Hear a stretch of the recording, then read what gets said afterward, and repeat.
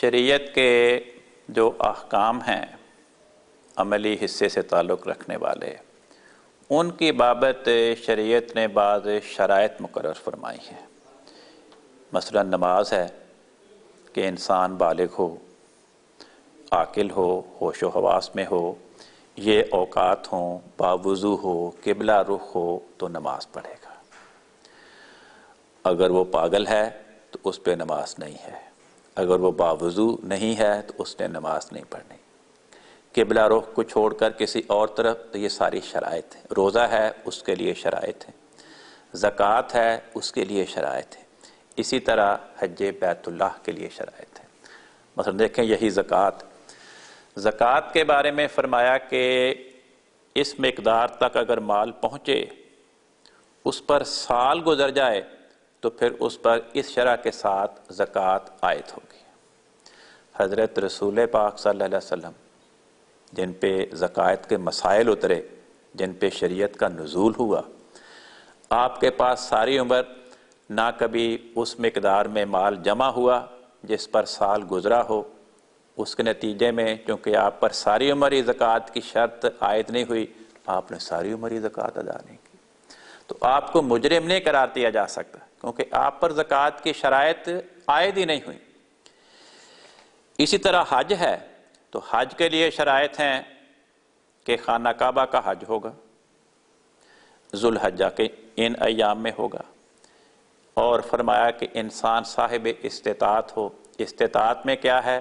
اس کو صحت بدنی حاصل ہو، اس کے پاس آنے جانے کا مالی سرمایہ موجود ہو، جن بال بچوں کو ڈیپینڈنٹ کو پیچھے چھوڑ کے جانا ہے ان کی ضروریات کی کفالت کرنے والا، ان کی ضروریات کو پورا کرنے والا سرمایہ موجود ہو، ان کی حفاظت کا انتظام ہو، رستے میں امن ہو، جہاں حج کرنے جانا ہے حرمین شریفین میں وہاں پہ امن ہو، یہ ساری شرائط ہے۔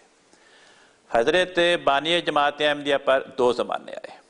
پہلا زمانہ وہ تھا جو آپ کے دعوے سے پہلے کا ہے، جس وقت آپ کو مالی توفیق نہیں تھی، جائیداد پر آپ کے والد صاحب کا قبضہ تھا، آپ کیونکہ سارا دن ذکر و اذکار، عبادات اور دینی کتب کے مطالعہ میں مگن رہتے تھے، تو وہ آپ کو سمجھتے تھے کہ یہ ہمارا بیٹا نکما ہے۔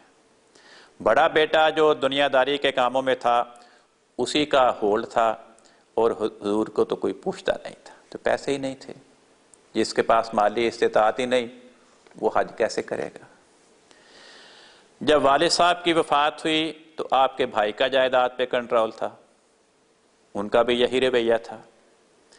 بھائی کی وفات کے بعد آپ کی شادی ہوئی، چھوٹے چھوٹے بچے تھے، برادری کے افراد مخالف تھے، آپ کے کزن مخالف تھے، خاندان کے افراد مخالف تھے، جس کے نتیجے میں اپنی بیوی کو اور چھوٹے کم سن بچوں کو چھوڑ کر حج کے لیے جانا وہ درست نہیں تھا۔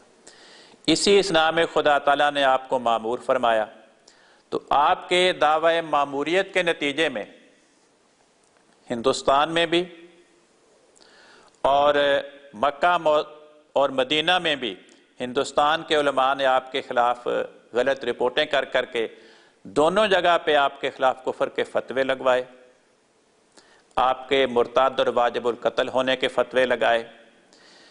اس کا نتیجہ یہ نکلا کہ قادیان سے مکہ معظمہ تک کا سفر، اس میں بھی آپ کو امن میسر نہیں تھا، اور مکہ معظمہ جہاں پہ حج کرنا ہے وہاں بھی آپ کو امن میسر نہیں۔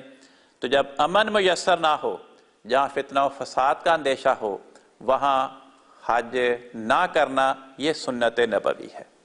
چنانچہ دیکھیں جب رسول پاک صلی اللہ علیہ وسلم ہجرت کر کے مدینہ تشریف لے گئے اور مکہ پہ قریش مکہ کا قبضہ تھا، اگر آپ حج کے لیے یا عمرہ کے لیے مکہ میں تشریف لائیں تو فتنہ و فساد کا خطرہ ہے، وہ آپ کو ایذا پہنچائیں گے، آپ کو شہید کریں گے۔ چنانچہ آپ حج کے لیے تشریف نہیں لے گئے۔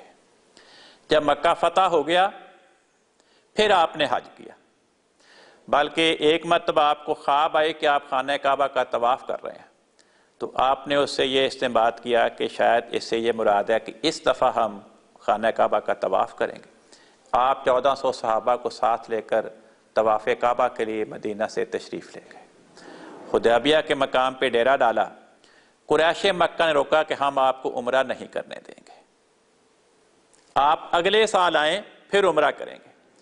تو آپ نے یہ نہیں کہا کہ میں تو کروں گا اور زبردستی کروں گا، آپ نے کہا کہ ٹھیک ہے، اگر آپ ہمیں اس سال نہیں کرنے دیتے، اگلے سال کرنے دیتے ہیں تو ہم اگلے سال آ کر کریں گے۔ لڑائی جھگڑا نہیں کیا، فتنہ و فساد نہیں کیا۔ جب قریش مکہ نے اجازت دی کہ آپ اگلے سال آ کے عمرہ کریں تو پھر ان کی اجازت کے مطابق جو مکہ کے باشندے تھے آپ نے اگلے سال آ کر عمرہ کیا۔ پھر جب مکہ فتح ہوا تو پھر اس کے بعد آپ نے حج بیت اللہ ادا کیا۔ چنانچہ قرآن کریم بھی اس مضمون کو بیان فرماتا ہے۔ یہ تو ہے نا آپ کی سنت، آپ کے صحابہ کی سنت۔ قرآن کریم سورۃ البقرہ میں فرماتا ہے اتم الحج والعمرۃ للہ، اللہ کی خوشنودی کے حصول کے لیے حج اور عمرہ کی ادائیگی کرو۔ فَإِنْ أُحْصِرْتُمْ، لیکن اگر تمہیں حج سے روکا جائے، عمرے کی ادائیگی سے روکا جائے، تو فرمایا تم نے زبردستی جا کر وہاں پہ حج اور عمرہ نہیں کرنا، بلکہ فَمَسْتَيْسَرَ مِنَ الْهَدْيِ، جو بھی قربانی تمہیں میسر ہے، جہاں بھی تم رہتے ہو وہاں اس قربانی کو ادا کر دو تو تمہیں حج کا اور عمرے کا ثواب مل جائے گا۔ تو حضرت بانی جماعت احمدیہ نے رستے میں امن نہ ہونے کی بنا پر، مکہ میں امن نہ ہونے کی بنا پر قرآن کریم کے اس حکم کی تعمیل کرتے ہوئے اور حضرت رسول پاک صلی اللہ علیہ وسلم کے پاکیزہ نمونے کی اطاعت کرتے ہوئے آپ نے حج بیت اللہ ادا نہیں فرمایا۔